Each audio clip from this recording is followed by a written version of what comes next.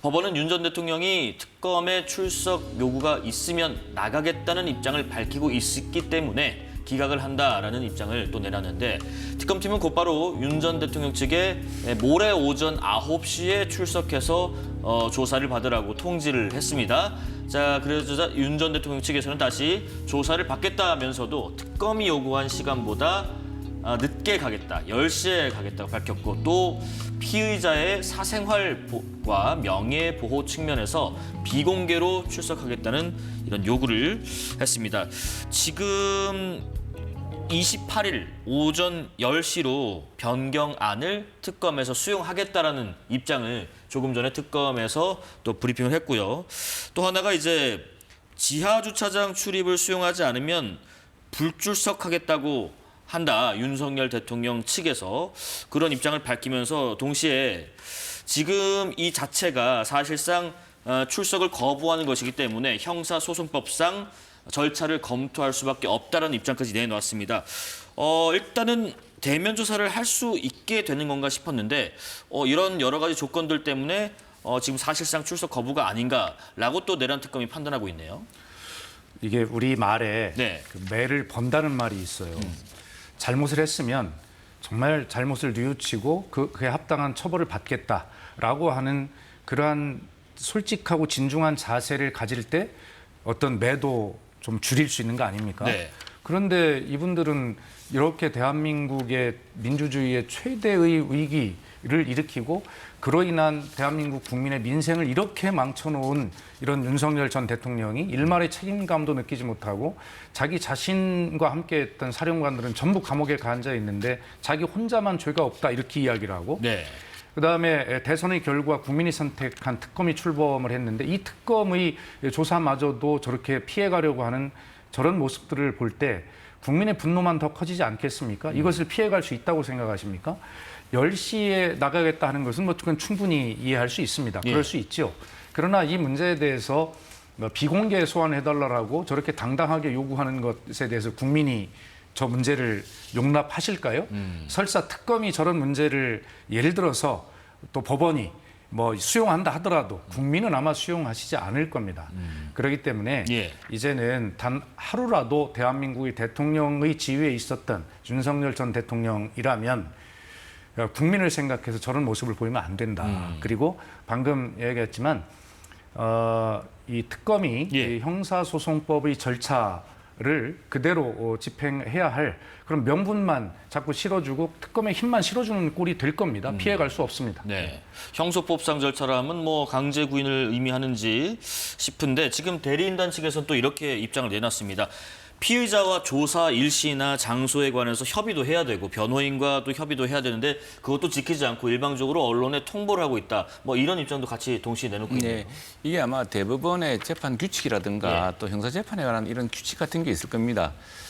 지금 아무래도 검찰총장 출신의 또 변호사들이 다 있기 때문에 했을 텐데 이게 사법에서는요, 사법 절차에서는 그 법적 절차적 정의도 매우 중요합니다. 우리가 잘 아는 미란다의 원칙이라는 것이 바로 그걸 대표하는 것인데 미란다의 원칙에서 그 미란다라는 사람은 그 무슨 이름은 멋져 보이지만 정말 악인이었습니다. 그 범죄 혐의도 뚜렷했고 그런데 우리가 유명한 초등학생들도 잘 아는 당신은 체포할 때 당신은 묵비권의 권리가 있고 변호사를 선임할 수 있고 그 이야기를 안 했다고 그 무죄를 선고해버렸습니다. 방면을 해버렸고 지난번에 윤 대통령이 이제 석방되고 한 것도 구속 산입 일수에 대한 이런 문제도 있었지만 적법 절차에 관한 문제가 있었습니다. 그래서 이 법원에서는 위법적으로 수집된 증거는 이른바 위수정이라 그러는데 약칭으로 위수정은 사실 채택이 안 됩니다 이게. 근데 도청을 했어요 누가.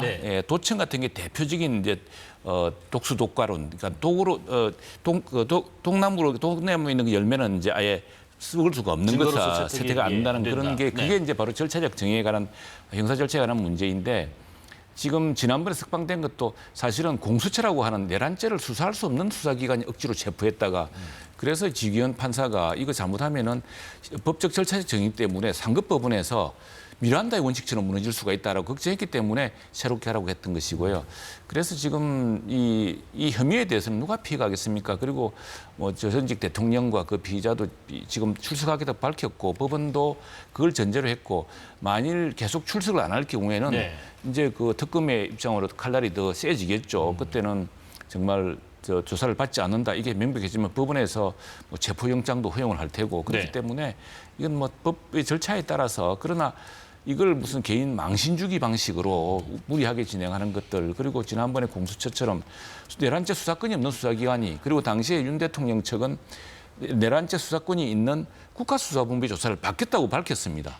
근데 굳이 국가수사본부가 아니고 공수처가 해가지고 그 지기현 판사로 하여금 마지막 재판부가 이렇게 하다가 절차적 정의 문제 때문에 위수정의 문제가 걸려서 나중에 상급법원에서 몽땅 다 기각되면 어떡하느냐 네. 걱정을 했던 것이거든요. 그런 절차적 정의를 세워나가면서 이 수사를 제대로 해야지만이 그 수사 결과에 대해서 국민들이 더욱 납득하게 되고 또 사법 정의도 바로 세울 수 있을 거라 생각합니다. 윤 전 대통령에 대한 특검의 대면 조사가 가능할지 한번 계속 지켜보고요.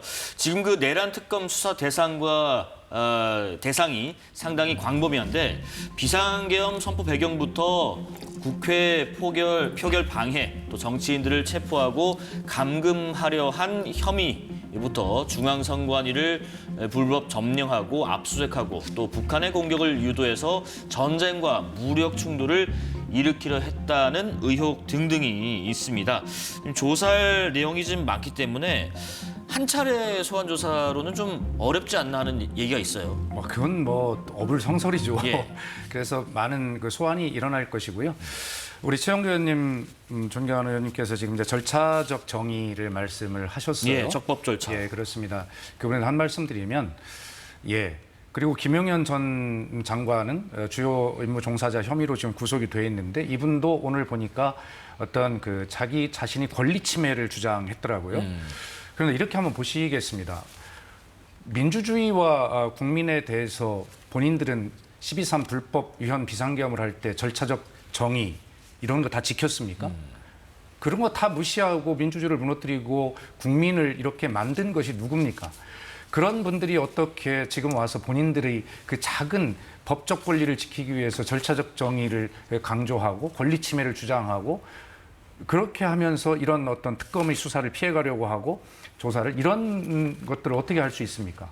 결과적으로 저는 뭐 최 의원님이나 저나 이 자리에서 국민 앞에 말씀을 드릴 때 네. 그런 것들을 균형을 가지고 말씀을 드릴 수밖에 없다는 말씀을 드리고요. 결과적으로 정말 어떤 개인의 권리는 보호받아야 마땅하지만 그러나 그 개인의 권리도 보호받을 만한 가치가 있을 때 주장할 수 있는 것이지 그럴 가치가 없으면서 그걸 주장하는 것은 결과적으로 이런 법적 처벌을 피해가기 위한 꼼수밖에 되지 않는다라고 비판할 수밖에 없습니다. 내용적인 측면에서 아까 쭉 보셨는데 의원님께서는 이 혐의만큼은 좀 우선적으로 좀 밝힐 필요가 있다 하는 혐의가 있을까요? 지금 검찰하고 수사를 했는데 이게 이제 지난번에 제가 말씀드렸다시피 공수처가 내란 수사 사건이 없습니다. 네. 더구나 현직 대통령이기 때문에 현직 대통령은 다른 죄는 안 되고 내란죄만으로 수사할 수가 있었거든요. 그래서 수사권이 없다 보니까 수사를 아마도 이렇게 정확하게 하지 못해가지고 여러 문제를 빚은 것 같은데 이제 그런 문제들에 대해서 지금 재판 중에서 나온 정언도 있기 때문에 그런 정언으로 수사가 보다 이제 정교해지게 되겠습니다. 예. 또 하나는 그 당시는 못했지만 이제 직권 남용이라든가 뭐 이런 다른 당시에는 대통령이었기 때문에 대통령은 내란죄 외에는 수사하거나 처벌할 수가 없습니다. 네. 그런데 지금 이제 대통령이 아니기 때문에 여러 이제 저기서 뭐 증거인멸이라든가 증거인멸 교사라든가 이런 것들이 이제 새로운 수사 쟁점이 되겠죠. 그리고 중앙선관위 저런 것은 뭐 다 이미 수사되고 있기 때문에 그동안 수사 재판에서 나온 정언들 이것들로 보강되는 것들로 아마 재판이 이루어질 텐데 예. 북한을 공격에 유도해서 전쟁 및 무기 야기했다. 저게 이제 외환죄에 관한 부분인데 저기에 대해서는 법조계에서는 외환죄랑은 지금 북한에서 그럼 뭔가 내통했다는 정황 증거라도 있어야 됩니다. 근데 그걸 지금 밝혀낼 수 있을까? 그리고 국가 안보에 관한 문제인데 저걸 우리가 일부러 북한 공격을 유도하기 위해서 했다. 이게 뭐 노상원 그 뭡니까 보안사령 첩보사령관인가요? 그분 수첩 때문에 이제 주로 생긴 이야기 같은데 거기에 대해서는 그 노 전 사령관이죠. 그 사람의 뭐 정은이라는 것도 바뀌고 있습니다. 그래서 그런 것들은 보다 저 사전적인 더 엄밀한 조사를 통해서 네. 해야지 지금 마침 기정사실화해서 했는 것은 참 그건 좀 안타까운 일이고 우리가 민주주의라고 하는 것은 법적 정의라고 하는 것은 우리 어제 뭐 특검부가 법불악이라고 그랬습니다만 공평해야 되는 겁니다. 예. 힘 있는 사람이건 힘 없는 사람이건 지금 대통령이 전직 대통령이 되었습니다. 그리고 수많은 재판으로 뭐 여러 가지 지금 이제 결과를 앞두고 있는 저 사람이 여기 이런 그 민주주의와 문명 국가라고 하는 것은 법 앞에 평등이고요. 어떤 사람을 차별해서 어떤 선입견을 가지고서 먼저 이렇게 한다는 것, 그것 자체를 배제하는 것이 문명의 수준이고 우리 민주주의 수준 아니겠습니까? 이 잘못된 부분은 우리 헌정 질서가 어떻게 무너졌는지를 사사치 밝혀서 그건 다 조사를 해야 되는 것이고요. 거기에 대해서는 국민 누가 의견을 달겠습니까? 그러나 미리 결론을 정해놓고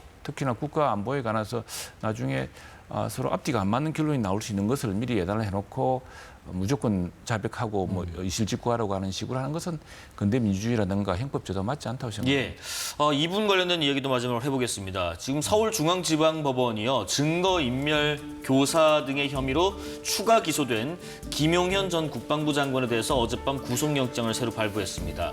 애초에는 오늘 구속기간 만료로 풀려날 예정이었는데 만료 3시간을 앞두고 추가 구속이 됐는데 지금 오늘 열린 내란 혐의 재판에 참여한 조은석 특검팀이 30일까지 아까 말씀하신 노상원 전 정보사령관을 추가 기소하겠다고 예고를 했고요.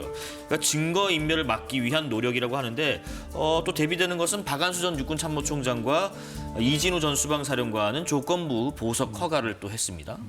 그러니까 결과적으로는 이 재판이 굉장히 오래 갈 거라고 저는 개인적으로 생각합니다. 네. 혐의도 워낙 많고 밝혀야 될 부분이 많기 때문에 그렇다면 결과적으로는 이 증거인멸이나 말맞추기 등을 통해서 어떤 벗어나려고 하는 이런 시도들이 당연히 있을 텐데 그리고 김용현 전 장관에 대한 저 추가 구속 결정이라고 하는 것이 특별한 일이 아니라 원래는 저렇게 하는 것입니다. 그런데 검찰이 사실은 저런 시간들을 잘 대비를 하지 못한 거죠. 그러니까 특검이 부랴부랴 추가 기소를 해서 추가 구속을 함으로써 신병을 확보해서 어떤 향후 재판의 속도에도 탄력을 붙이게 하고 그다음에 증거 인멸을 위한 행동들을 못하게 하는 뭐 이런 조치를 한 것인데 하여튼 특검이 특별한 조치를 한 것이 아니라 당연한 조치를 검찰이 했어야 되는데 그것을 못해서 3시간을 남겨놓고 가까스로 추가 구속을 하게 하는 국민을 굉장히 불안하게 만든 이러한 일들이거든요. 뭐 당연한 조치이고 네. 단호하게 이 문제는 초반에 여러 가지 그 조치들을 함으로써 한치의 증거 인멸이나 이런 것들이 일어나지 않도록 해서 진실을 밝히는데 만전을 기하는 그런 조치들이 이루어져야 되고 그 조치의 일환이다 이렇게 생각을 합니다. 예.